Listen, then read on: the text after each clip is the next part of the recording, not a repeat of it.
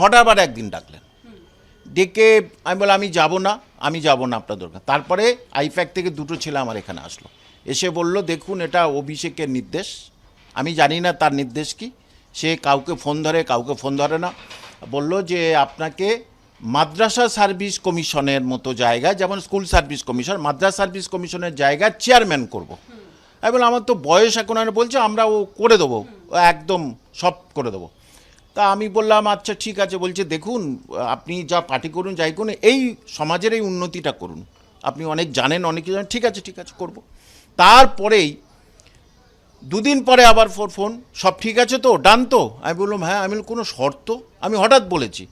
বললো শর্ত তো থাকবেই, ওখানে যাচ্ছেন মানে টাকা তুলে দেবেন না, এটা কি করে হয়? আমি বলি কী ধরনের কথা, আমি তো শিক্ষকতার পেশা, আমি তো রাজনীতি করে খাই না।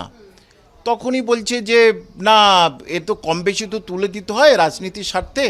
আমি বললাম আমি পারবো না। তখন এক লিডার, টপ লিডার তৃণমূলের, সে আমাকে বলল একটু তো পার্টির জন্য কিছু করতে হয়।